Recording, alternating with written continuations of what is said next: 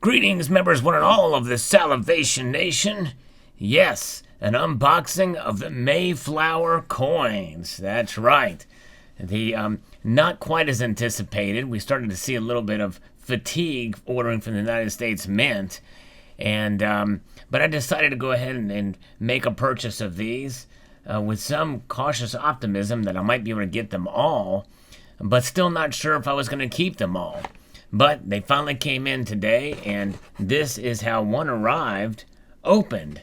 Crazy, a little scary, but nonetheless, the coin was inside. So we'll pull that out. We'll take a look at that here momentarily while we unbox the second one, because this was another separate order that I placed about an hour afterwards because it came available again.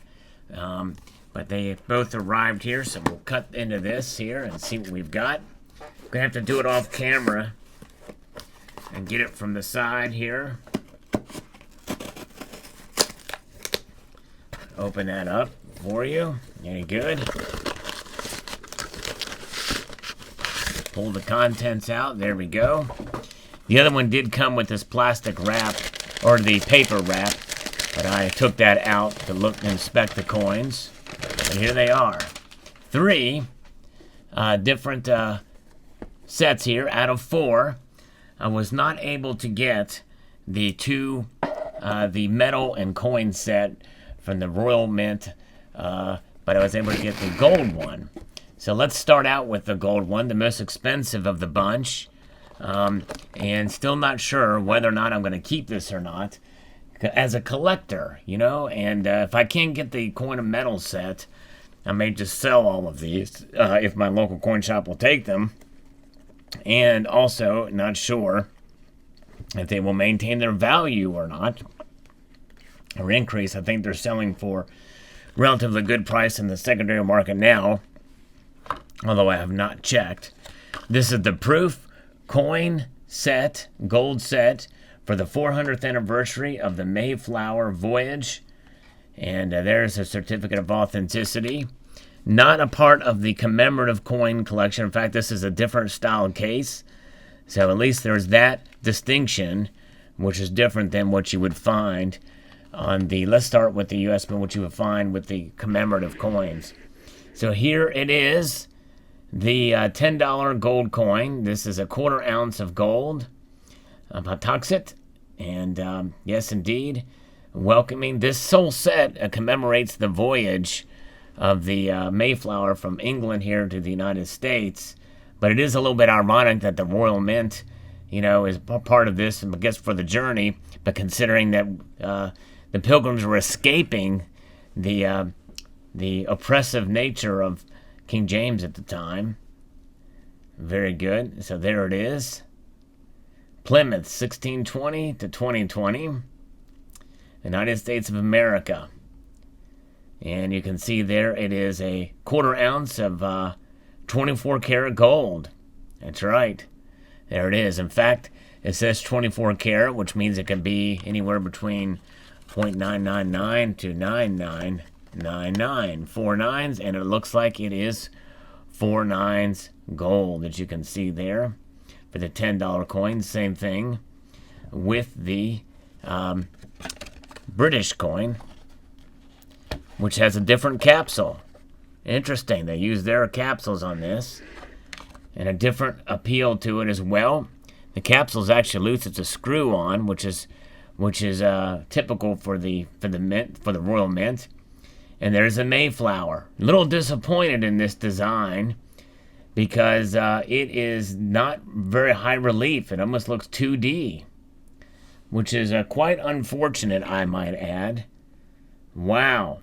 That is really unappealing to me, which leads me to wanting to maybe turn that in because it doesn't have the relief. Look at the difference in relief on the United States coin versus the Royal Mint's coin there. It's quite distinctive there. So yeah, that's not very appealing to me. And even the queen side, she looks a little flat on that side, which is unfortunate. But again, a 1/4 ounce of gold there. But just a very flat, almost 2D looking design. I don't know what else to say about it. I don't know what the silver coin looks like on the silver set, but this is having me reconsider holding this set. So there that is. So let's put that aside. Little bit unimpressed with that set there. Very expensive too. Extremely expensive. $1,500 for that set there. But there that is. I'll put that aside. And we will get the next one here. The next one is the reverse proof coin. Gold coin, which came available later. And again, I'm not a big fan of the design of this or the other one. But decided to go ahead and get it.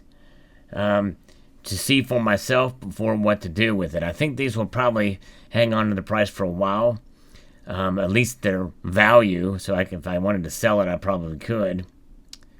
But there it is, reverse proof, and this looks very attractive, I think. And again, I'm not the big fan of the design, but it's not too bad a reverse proof, and this is one I may end up keeping.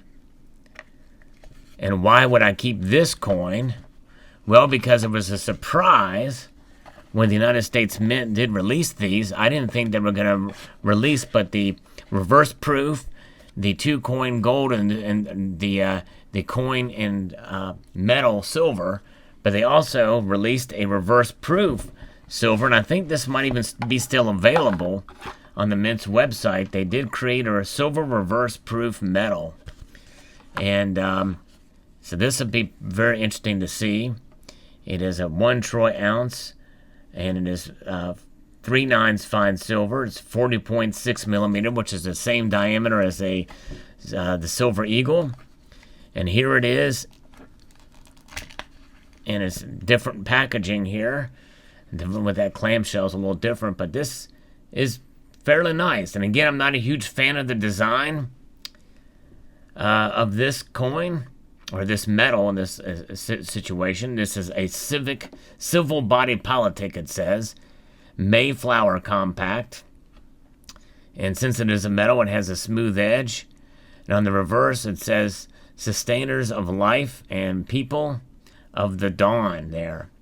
It shows how the natives were growing corn and other things. And but yes, indeed, there it is, the U.S. Mint's metal here, and this is reverse proof quality. And I figured this metal would sell out very quickly, but it did not. If it's still available, or if it's not available now, it didn't sell out long ago. I haven't checked, but nonetheless, there it is. The silver metal. This is also in proof version, and as accompanying a two coin and metal set with the Royal Mint. And if the silver metal was like the gold, silver coin is like the gold coin that the Mint put out, I would be pretty unimpressed. And but nonetheless, I may keep this and keep the reverse proof coin, and then sell the metal set. I'm still not sure if I can.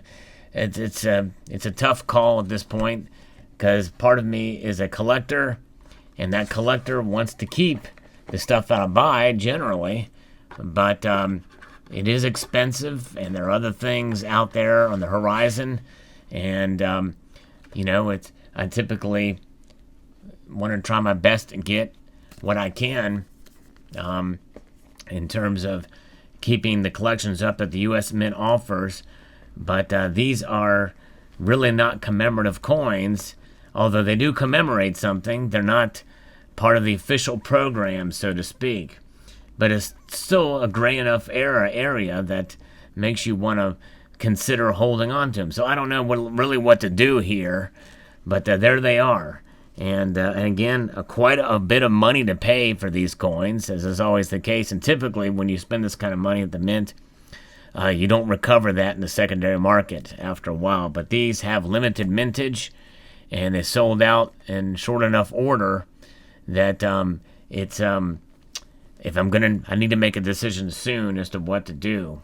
So there you have it. I hope you enjoyed this video. I'd like to extend a multitude of gratitude to you all for taking the time to watch, and encourage you to please rate, share, comment, and subscribe.